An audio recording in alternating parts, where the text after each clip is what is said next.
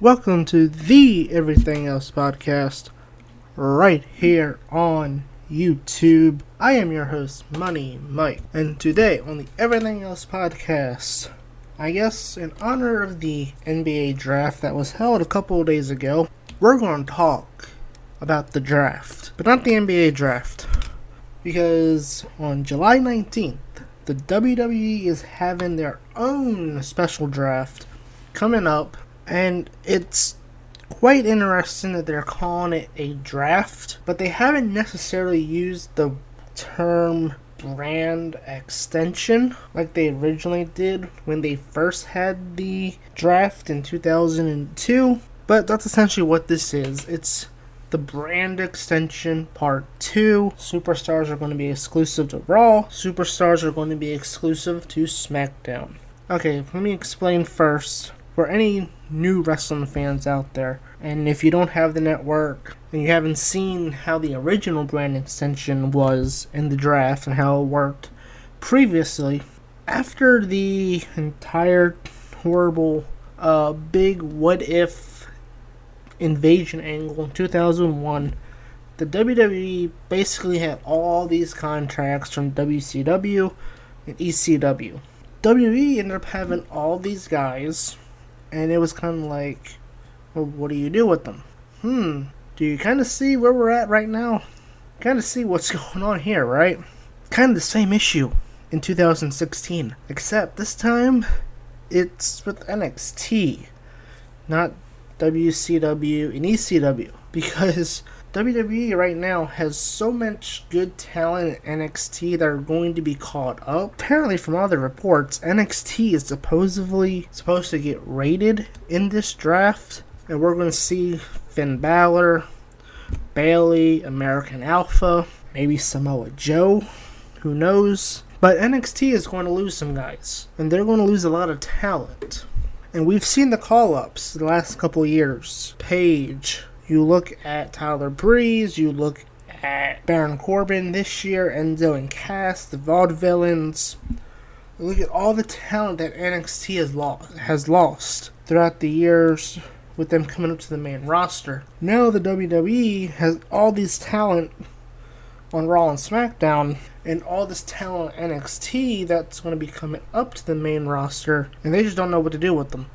So here we are with the draft on July 19th, and I'm going to cover a little bit here before I get into the top 10 main roster guys that I think and women should be drafted to NXT if for any reason that the draft worked like that, where the NXT were able to draft or to be able to get guys drafted from Raw and SmackDown to NXT as a little twist. And basically, it'll just be a top 10 of who I think should go to NXT off the main roster. Because NXT is, they're losing a lot of talent. And I think it would be good for WWE to move some guys from the main roster to NXT to kind of balance it out a little bit. And you'll be surprised by one name on the list, but I want to get to the big news, because this is draft related. Roman Reigns suspension. I think everybody at Money in the Bank, we were surprised that Rollins went over clean with a pedigree, 1, 2, 3. He became the new champion, and it was kind of like, okay, so Seth comes back from injury and takes back his title. And it was kind of like one of those things like, okay, he went over clean. There was no interference. It was a straight-up match. And then Dean Ambrose cashed in and became the world champion on Seth Rollins. So, the next night, Shane announced that it was going to be a Shield triple threat. The long-awaited Shield triple threat that the fans have been wanting to see since the Shield broke up at Battleground on July 24th. Just days after the draft. But then Tuesday came along. Roman Reigns was suspended for failing a drug test. So now what does the WWE do for Battleground? Because Roman Reigns' suspension ends just a day or two after the draft and just days before Battleground. And the WWE has already announced that in a PR move, they've announced that he's failed a drug test, or I guess first violation of the wellness policy, which quote unquote could mean drug test. So WWE has already announced it. And so he's been suspended for 30 days. And as I said, it all comes to a head, right after the Shield triple threat was announced on Monday. But apparently the WWE knew about Roman Reigns' suspension ahead of time, which is why Seth went over and beat Reigns for the title. And then the Shield triple threat, which is kind of weird, because if they knew about it, why is Reigns still in the match? I don't know, it just seems like it's a bad PR move waiting to happen if Roman Reigns stays in the title match, and if the draft plans for Roman don't change and he's not going to be a number one pick, in which he is supposed to be a number one pick for Raw. John Cena obviously will be on SmackDown. Now, that is of course the rumored plans for a while now that we have heard about, but what does that say if Roman Reigns is still number one draft pick, and if he still competes for the title days after his suspension is over? I don't know, I just think back, how much the media crucifies the WWE anytime there's a wrestler who dies under 50, and immediately, steroids. And I just cannot imagine. I don't know, does WWE really want people to, or the media to really bring back all the bad memory, bad times of the steroid trial in the early 90s, where Hulk Hogan actually testified against Vince McMahon in front of a federal judge? I don't know. It just seems like it would be a whole entire crucifixion waiting to happen. It's the WWE is letting this guy back into his title match, yada yada yada. And, it just seems like there would be a big PR backlash waiting to happen, especially since the WWE is a publicly traded company. So I imagine that would not be a good look for them. So I would really like to see the WWE actually announce on Raw this Monday, say, okay, it's Dean Ambrose versus Seth Rollins for the title, and that Roman Reigns is being punished for his suspension or for violating the wellness policy and is being removed from the match, which actually could be a good thing storyline wise, because now you have a more pissed off Roman Reigns coming back and it's like, hey, I was taking out this title match, you know what, I want my rematch. And it could be a good storyline if done correctly. You could actually use his suspension in a good storyline for his return. But I don't know. I just seem like at this point they are content with him being in the title match just days after his suspension is up. Also, I just thought of this too. Was what does it say to the other talent in the locker room where a guy like Roman Reigns, a top guy, can fail a wellness can get his first failed drug test or whatever and violate the wellness policy, still get a title shot and still be a top dog, right?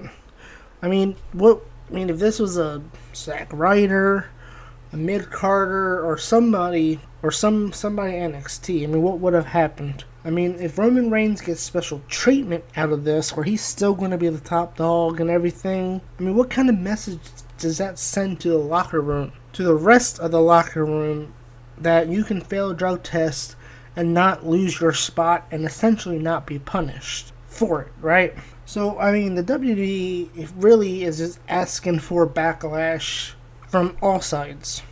Public, you got the media, potentially, and then you got the superstars and his peers in the locker room that would be upset and frustrated that if it was them that had a wellness violation, they would have had their stuff taken away from them. The title taken away and then not even get a rematch or whatever the case may be. But yet Roman Reigns gets to keep the title.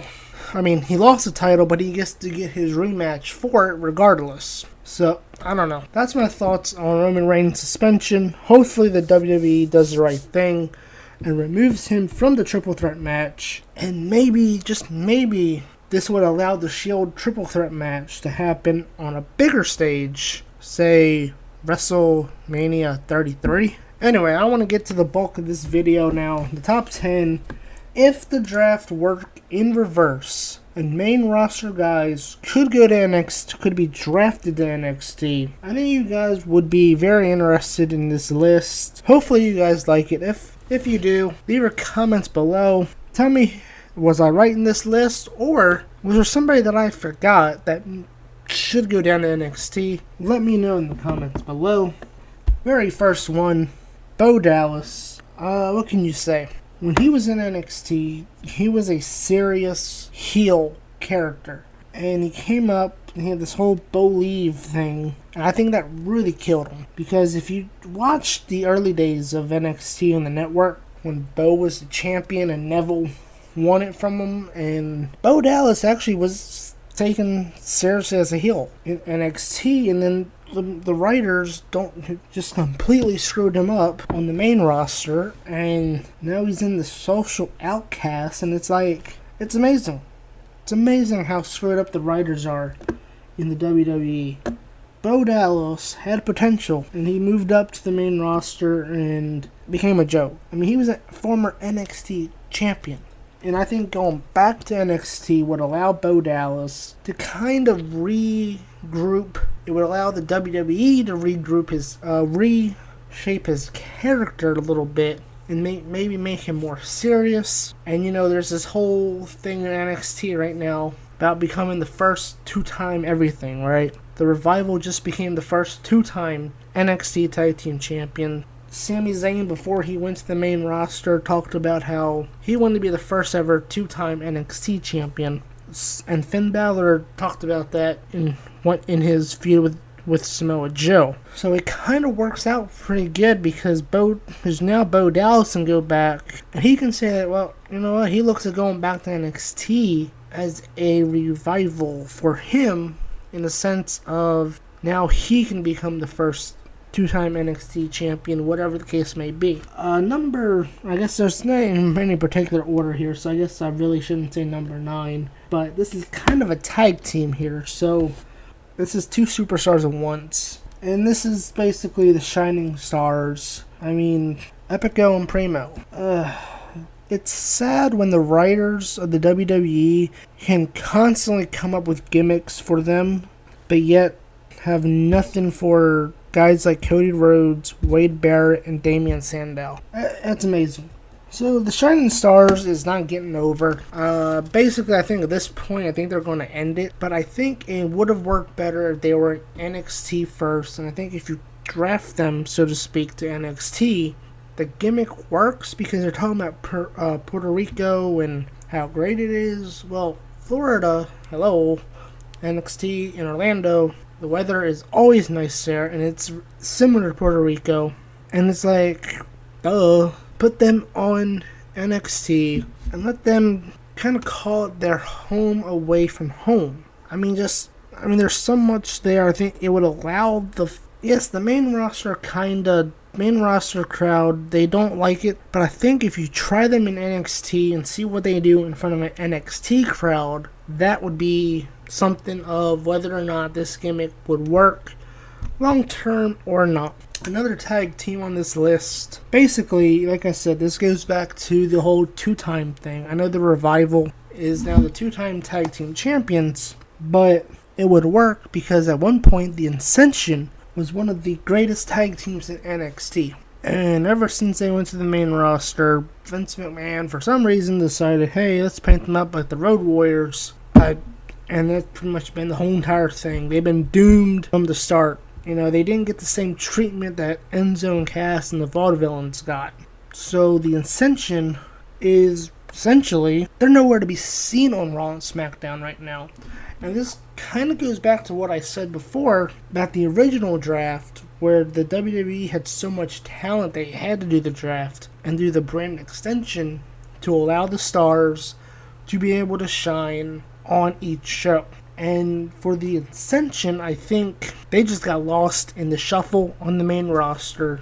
There really was no plans for the Ascension. It was just, hey, let's bring them up. That was it. There was no storyline, nothing. So going back to NXT would allow them to go after the Revival, go after the NXT tag team titles, and reestablish themselves before coming back to the main roster once again, maybe next year, where you can put them in the tag team division and actually give them the same amount of, or the same push that the Vaudevillains, Enzo, and Cass got, and were brought right into the tag team title picture.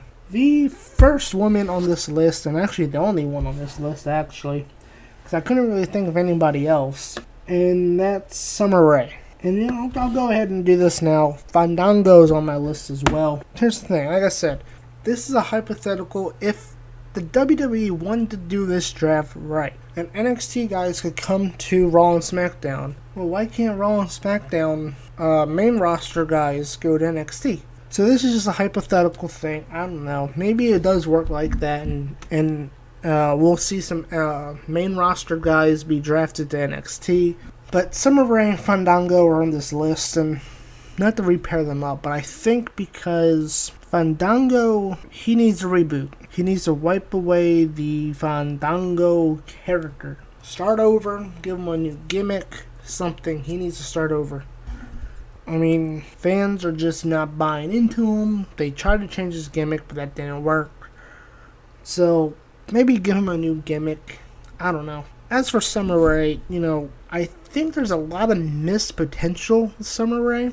I don't know if the WWE is actually using her to her fullest potential at the moment. I think she could actually make a great heel character. And if you've watched the early days of NXT on the network, where she, Charlotte, and Sasha were at one point the BFFs, she showed some serious potential there. And I just think when you think the whole thing with Fandango, and then after Fandango, it was like kind of not doing anything, and then that pointless feud with Lana and Rusev, Ziggler, I mean, nothing helped her.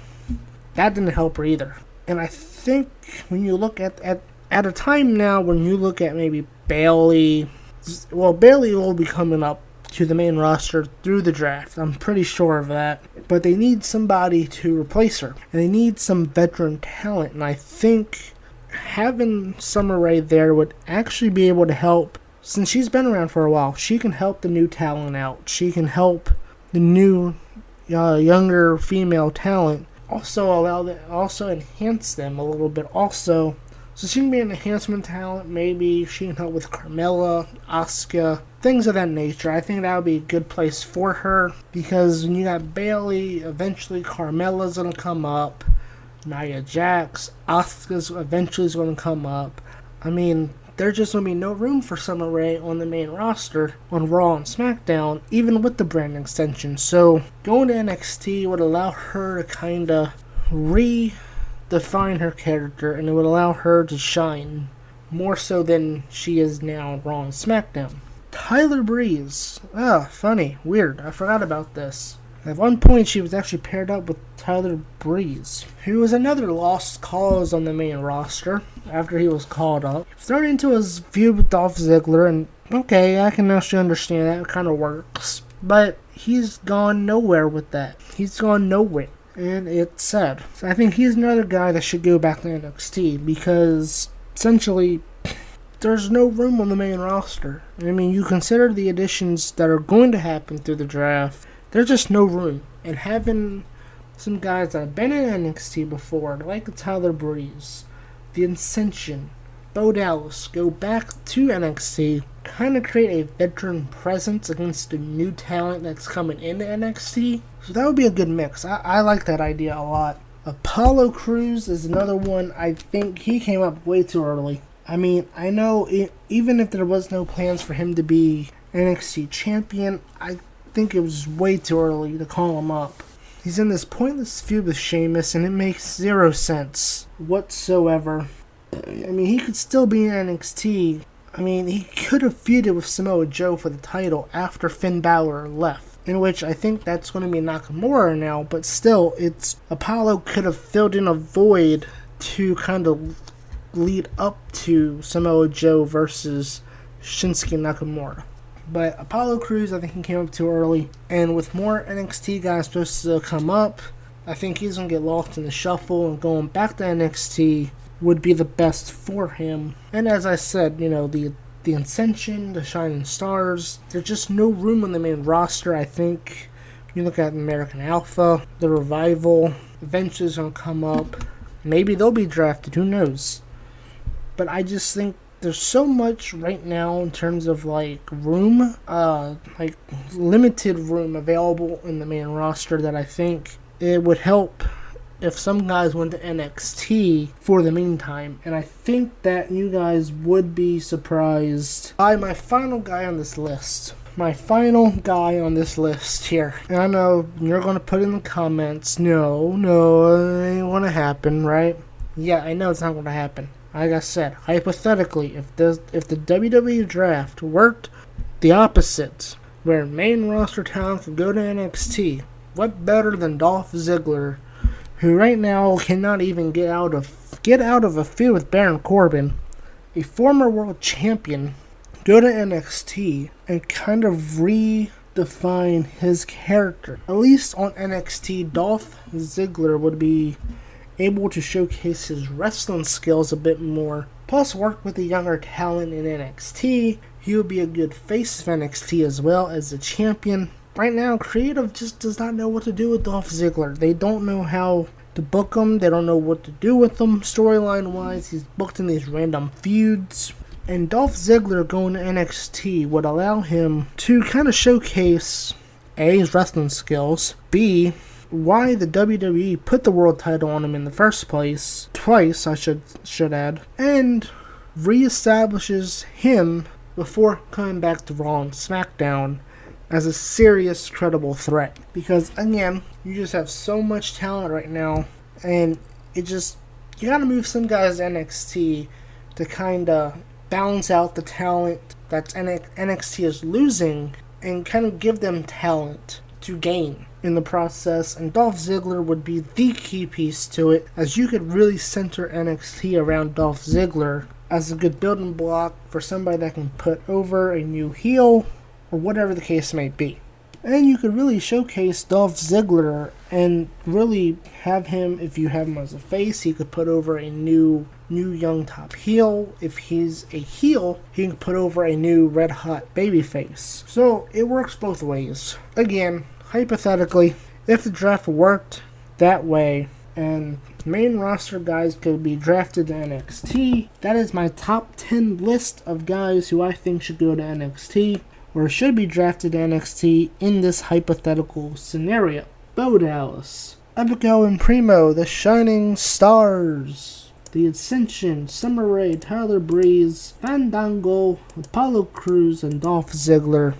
So tell me below in the comments, what do you think? Do you guys think the WWE Draft should work this way? Let me know in the comments below. What do you think of this idea? Like I said, it's a hypothetical scenario. If you think that the main roster talent should be able to be drafted to NXT, what do you think about my list? Do you guys like it? Not like it? Leave a comment below. And it will definitely be interesting to see how the WWE handles the Roman Reigns suspension in storyline leading up to WWE Battleground on July 24th. I've been your host, Money Mike, and I will see you next time.